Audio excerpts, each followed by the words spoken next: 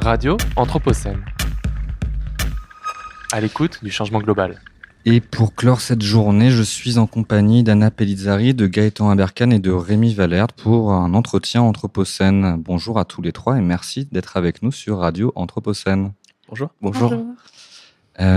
Alors, pour débuter un petit peu cet entretien, j'aimerais peut-être vous inviter à effectuer une courte présentation d'abord pour qu'on situe un petit peu vos propos, un point sur votre parcours, comment et pourquoi vous êtes engagé dans une formation en droit. Anna, peut-être, est-ce que vous pourriez nous répondre à ce titre ? C'est toujours un peu compliqué de répondre. Moi, j'ai commencé par une médecine ratée. Et puis, comme beaucoup de médecins ratés, j'ai fini en droit et sans aucun regret. Donc là, je suis en L3 et je termine cette année. Donc, Parfait. Eh bien, on vous souhaite du courage pour la finalisation de cette année de licence. Rémi, peut-être, si vous pouvez nous situer un petit peu votre parcours. De même, troisième année de droit. Moi, j'ai la particularité, je suis dans la bi-licence droit et sciences politiques, ici à Lyon 3. Et à côté de ça, j'ai une autre particularité qui peut être intéressante pour notre sujet, c'est que je suis également membre du conseil de développement de mon intercommunalité. Et on travaille sur des sujets qui touchent au changement global, et notamment, plus particulièrement pour ma part, sur les mobilités. Très bien. Et Gaëtan, moi, je suis, comme mes collègues, en troisième année de droit. J'ai pas d'engagement comme Rémi peut les avoir sur les questions écologiques, mais c'est vrai que je pense que le parcours qu'on suit nous invite évidemment à réfléchir sur les questions écologiques et juridiques. Et alors justement, est-ce qu'on peut préciser un petit peu pour nos auditeurs et auditrices la spécificité du collège de droit, en quoi ça consiste en fait ? c'est une association, c'est un groupe étudiant sélectif qu'on peut intégrer en L1 ou en L2. Et donc, c'est pris sur aide de motivation, bac d'excellence. Et ça permet, en plus petit comité, d'assister à des conférences tous les lundis soirs obligatoires. Ça invite au débat, à la réflexion. C'est aussi plus varié que ce qu'on peut avoir en CM. Et c'est vrai que maintenant, ça fait 3 ans qu'on y est. On est tous passés par le bureau. Et je pense qu'on a pu y apprendre beaucoup de choses, se faire d'amis et avoir des conversations plus recherchées avec les professeurs, ce qu'on n'a pas toujours la chance d'avoir en temps normal.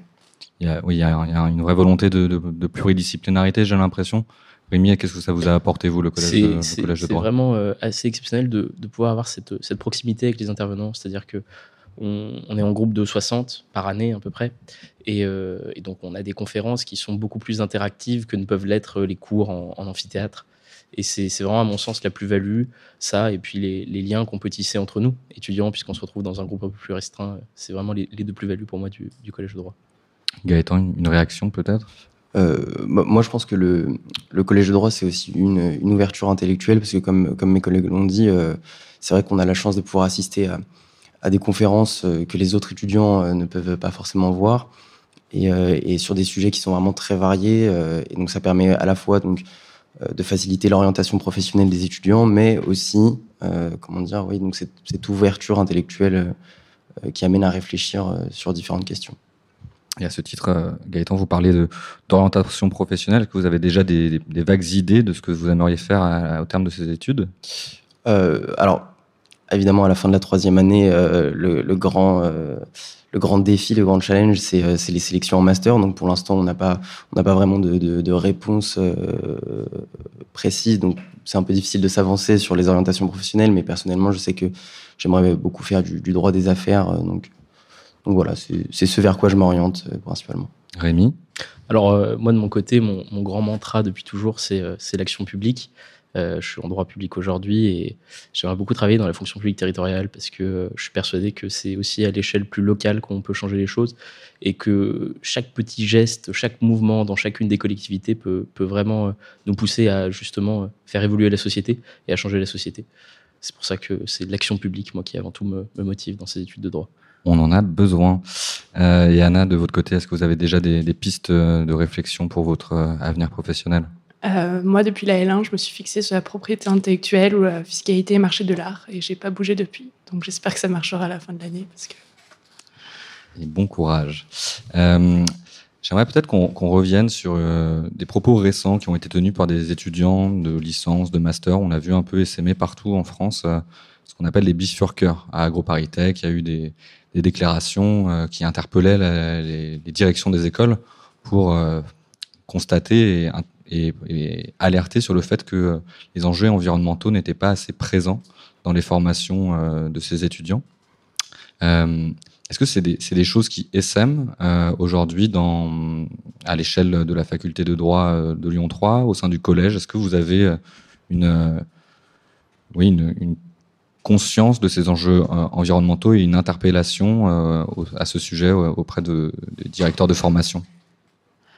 On en parle plus. Moi, c'est vrai que l'année où j'en ai vraiment parlé, c'était L3 cette année avec mon professeur de droit fiscal qui a bien axé son cours sur la fiscalité environnementale, une grande partie ETD aussi, très critique, qui n'est pas forcément encouragée par tous les chargés, pour être honnête. Ça dépend beaucoup des professeurs. Mais ce qui m'avait marqué, c'était l'an dernier en droit administratif.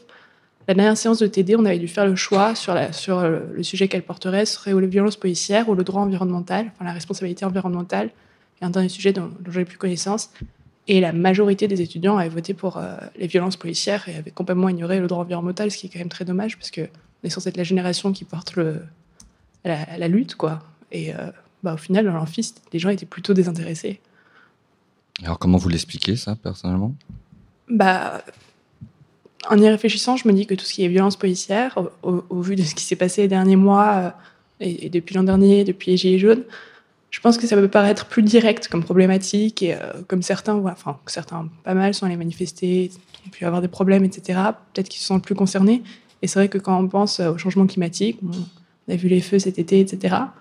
Mais peut-être qu'on arrive moins bien à se le représenter, et je pense que ça vient de là. Mais c'est vrai que nous, on a grandi au lycée avec Greta Thunberg, quoi, et que ça n'ait pas eu plus d'impact que ça sur nous aujourd'hui, ça m'étonne.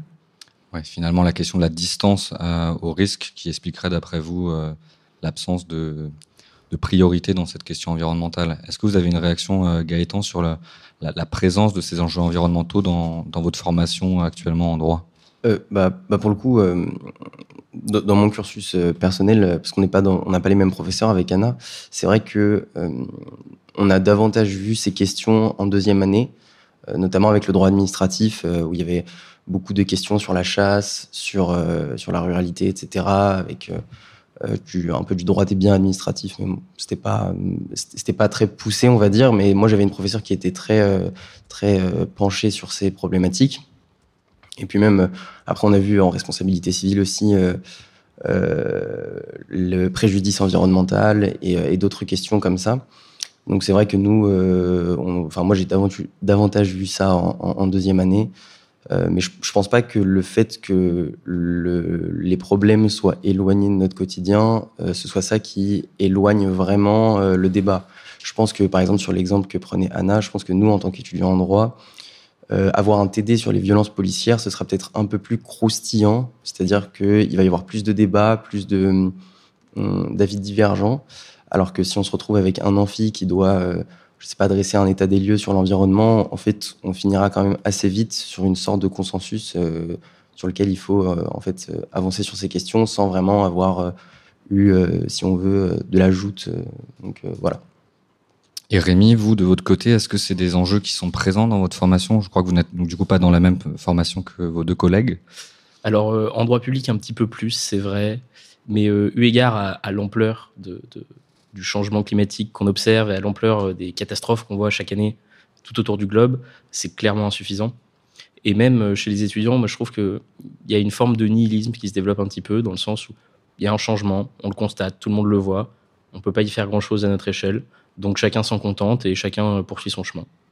C'est un peu un constat d'échec, je pense, pour nous tous, parce que notre génération a voulu le mettre dans le débat public, et la vérité, c'est que à la fois à l'échelle du droit positif actuel, ça n'a pas une place énorme, et à la fois dans le débat, je trouve que finalement c'est assez pauvre.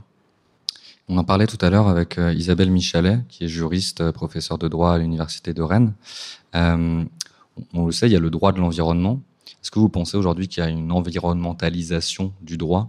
Est-ce que vous voyez dans vos champs respectifs l'actualisation croissante de ces thématiques par la question environnementale ?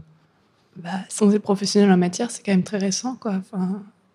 Et vu au rythme auquel les choses évoluent en droit, à mon avis, on peut attendre quelques années pour que ce soit vraiment présent dans les questions. Puis c'est vrai qu'à chaque fois qu'on voit un arrêt du Conseil d'État qui admet enfin le débat environnemental, on a enfin, ça prend du temps. Donc oui, il y en a une, Mais c'est vrai que, pour reprendre les termes de Rémi, c'est vrai que par rapport à l'ampleur des dégâts et de ce qui est en train de se passer, ça va pas du tout assez vite et c'est pas du tout assez reconnu, quoi. Rémi, vous avez une réaction à ce sujet? Puis moi, je pense qu'il y a surtout un problème de paradigme sur l'évolution du droit là-dessus. C'est qu'aujourd'hui, on a une évolution qui est à la marge. Les nouveaux textes incluent, ils ont des clauses sur la protection de l'environnement. Mais la vraie question, c'est savoir est-ce qu'on peut transformer le système. Et pour transformer un système, à moins de rénover du sol au plafond tout le droit qu'on a à la fois français, à la fois européen, à la fois international, c'est compliqué d'arriver à s'adapter comme ça par petits pas.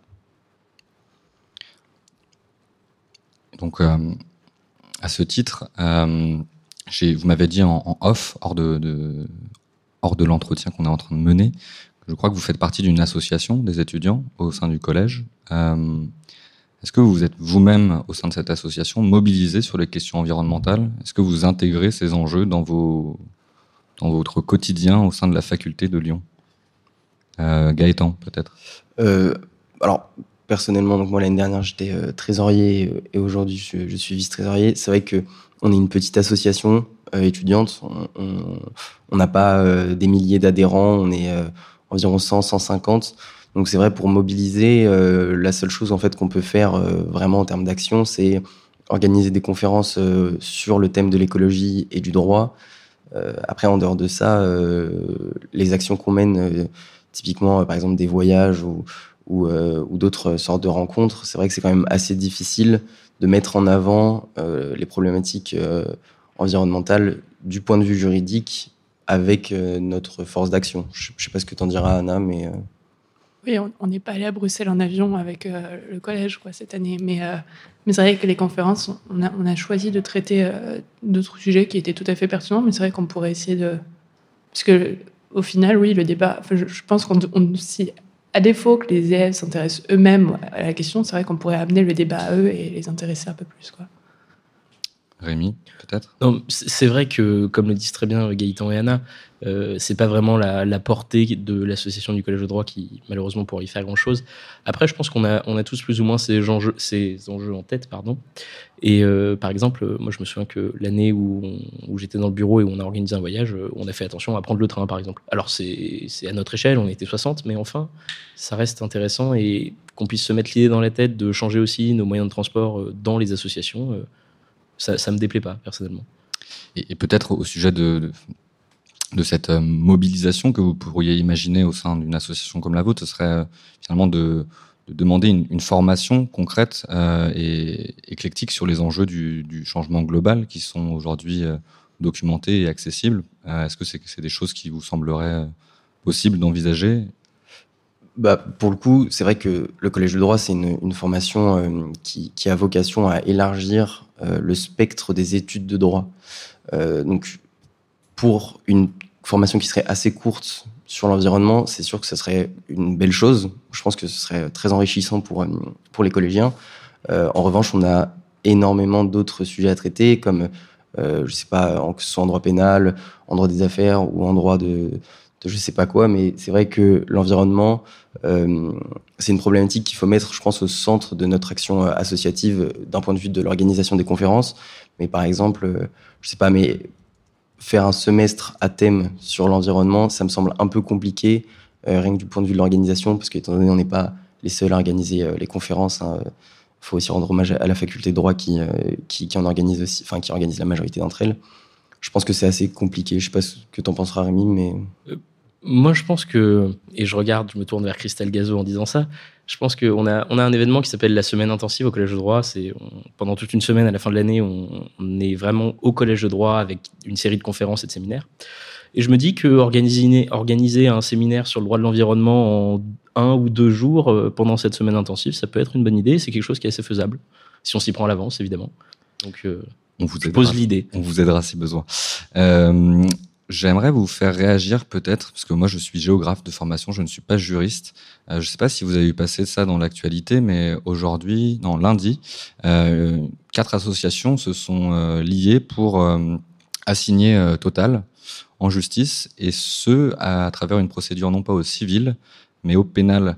Qu'est-ce que vous pensez de ce type de démarche pour interpeller et condamner des acteurs qui aujourd'hui sont responsables d'un délit qu'on appellerait un climaticide. Est-ce que vous avez une réaction, Rémi, peut-être, sur ce dossier? En soi, c'est assez prometteur que des associations, des collectifs puissent justement aller au pénal comme ceci. Mais j'ai bien peur que le droit pénal actuel ne soit pas du tout taillé pour ce genre d'enjeu et que malheureusement, ça ne porte pas les effets qu'on souhaite. Alors, on en revient à la question de rénover le droit, changer le droit et faire en sorte que justement ce délit ou ce crime de climaticide soit vraiment reconnu et qu'on puisse condamner celles et ceux, et notamment les entreprises, qui s'attaquent au climat en déniant à tous les autres acteurs, tous les citoyens, leur droit à la vie finalement, puisqu'il s'agit de ça. Et peut-être un petit peu aussi pour poursuivre cet échange sur la question des modalités d'action pour lutter contre le changement global qui nous occupe ici. De plus en plus, on observe des collectifs qui se soulèvent, les soulèvements de la Terre, Extinction Rebellion, et j'en passe, et des meilleurs. Ces collectifs qui mettent en œuvre des modalités d'action directes et qui sont condamnables par la justice. Qu'est-ce que vous pensez de ces modalités-là pour interpeller l'État et engager une redirection écologique? Gaëtan, peut-être. Je pense que leur démarche est louable, étant donné que, par exemple, l'État, dans l'affaire du siècle, l'affaire qu'on pensait être révélatrice de la responsabilité de l'État vis-à-vis de l'environnement, je pense que quand la justice n'arrive pas aussi à faire passer des messages, il faut avoir la capacité de montrer une certaine radicalité. Évidemment, la radicalité, par exemple, des soulèvements de la Terre, on va dire que c'était pas la radicalité, par exemple, de certains groupuscules extrêmes qu'on peut connaître, par exemple en France, qu'on a connu même ici à Lyon 3, rien que l'année dernière. Donc, moi, je pense que la démarche est louable et je pense qu'il faut aussi avoir des collectifs, des gens qui se mobilisent là où l'État n'arrive pas à entendre le droit, en fait, parce que dans la décision qui avait été rendue sur l'affaire du siècle, c'était vraiment le droit qui donnait la responsabilité à l'État. Et donc voilà, c'est pour ça que moi je trouve cette démarche louable et voilà. Et alors vous me corrigerez si je me trompe, mais du coup l'État a été condamné pour inaction climatique au cours de l'affaire du siècle.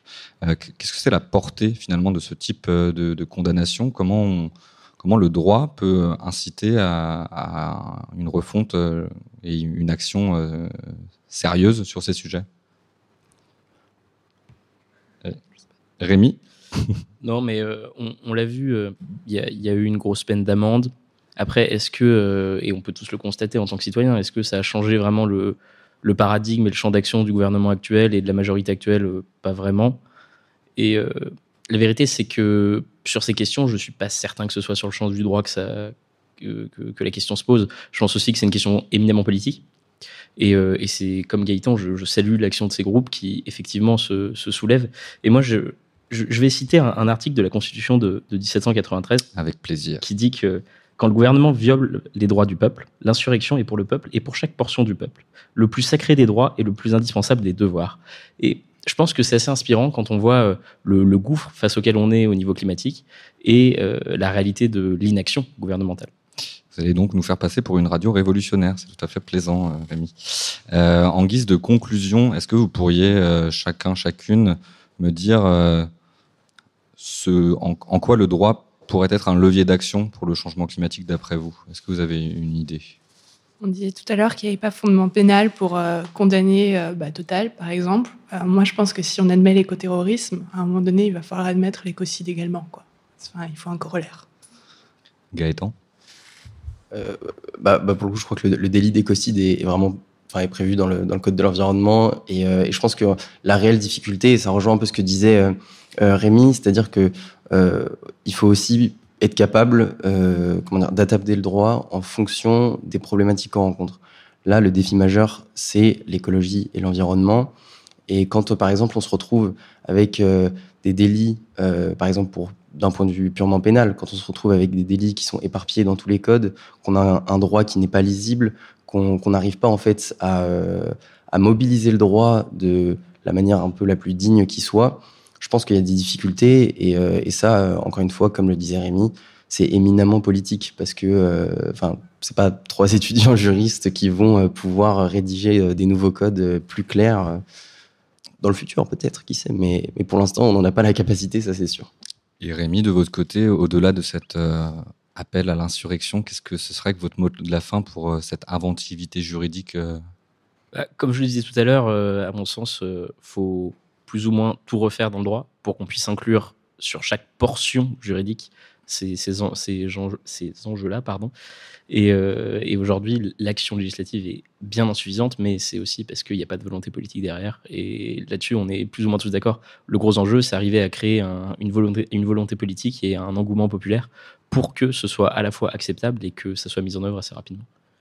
On l'aura compris, l'enjeu c'est bien de créer une culture de l'écologie et d'adapter le droit en fonction de cela. Je vous remercie tous les trois pour votre participation à cet entretien. C'était un plaisir d'échanger avec vous. De notre côté, on termine aujourd'hui cette journée de radio en direct de la Manufacture des Tabacs à l'occasion de la Nuit du Droit et vous pourrez assister dès 18h